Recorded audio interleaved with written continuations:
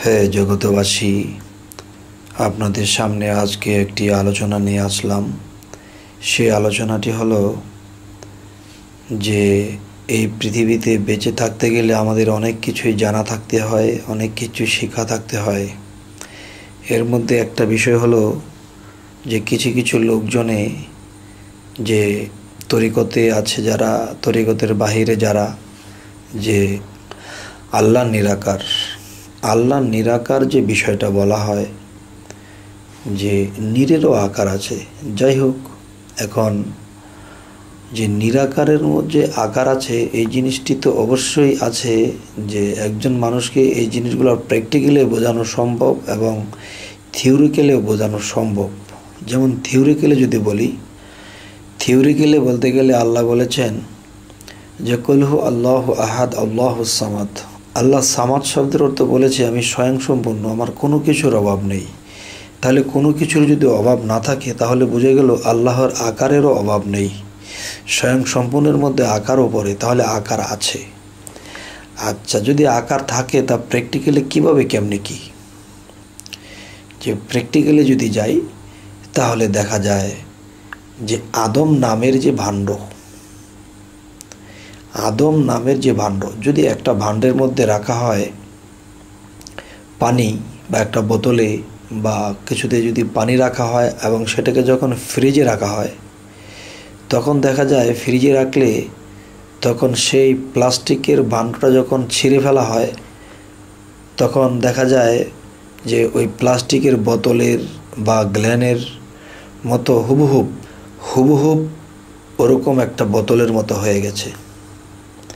তাহলে বোঝা গেল নীর আকার, নীর কিসির আকার, নীর ভাণ্ডের রঙে রং ধারণ করে। যেমন মানুষের ভিতরে বাতাস প্রবাহিত হচ্ছে আর বাতাসের মধ্যে স্রষ্টা আল্লাহ নিহিত, তখন একজন মানুষের ভিতরে যখন যায় তখন সেই জিনিসটি মানুষের ভিতরে গিয়ে মানুষের রূপ ধারণ করা হয়।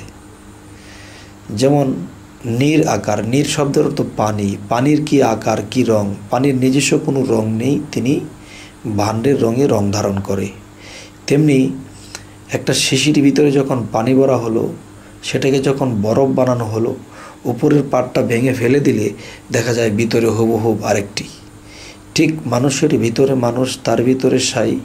এই জিনিসগুলা আমরা যদি জ্ঞানের দেশে যাই তাহলে এরকমই দেখতে পাই। তো যাই হোক, জ্ঞানীগুণীরা আমার ইঙ্গিতে বুঝে নেবে ইনশাল্লাহ। আমার চাচা গুরু জালালউদ্দিন খাঁ তিনি একটা কবিতাতে বলে গেছেন, কি সুরত বানাইলে খোদা রূপ মিশায় আপনার, এই সুরত দোজকে যাবে যে বলে সে গুনাগার। আদম দেহেতে খোদা দাম থাকিতে নাহি জুদা, কেবা আদম কেবা খোদা কে করিবে কার বিচার। এবার লক্ষ কোটি আকার ধরে সাজিলে তুই নিরাকার, এত রূপ যে ধরতে পারে তোমরা কি বলো গো তারে, হয় কি না হয় বেহুত রূপে এই আকারই আপনার। সুবহানাল্লাহ। হে জগতবাসী, আপনাদের সামনে আমি যে আলোচনাটি করলাম, তবে এই জগতে কেউ যদি বলে ওঠে যে আল্লাহর কোনো আকার নেই, তাহলে আল্লাহকে অভাবগ্রস্ত বানানো হইল। আর যে আল্লাহকে অভাবগ্রস্ত বানাবে তিনি অবশ্যই দোজখবাসী। আচ্ছা, যদি বলা হয় না আল্লাহর কোনো কিছুর অভাব নেই, তাহলে আল্লাহর অবশ্যই সে আকার আছে, সে আকারটা কীরকম,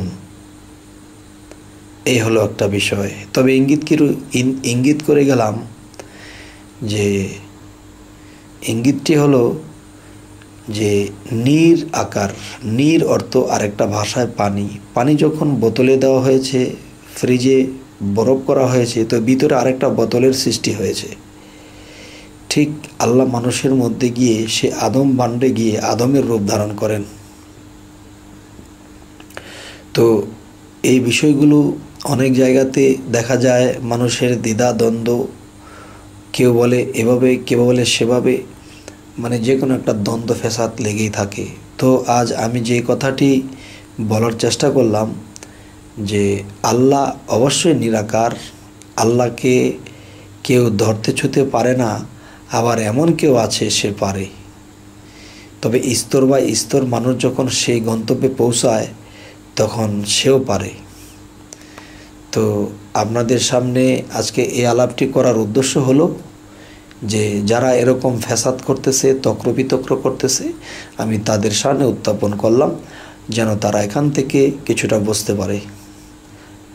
তো সকলেই ভালো থাকবেন। আল্লাহ হাফিজ।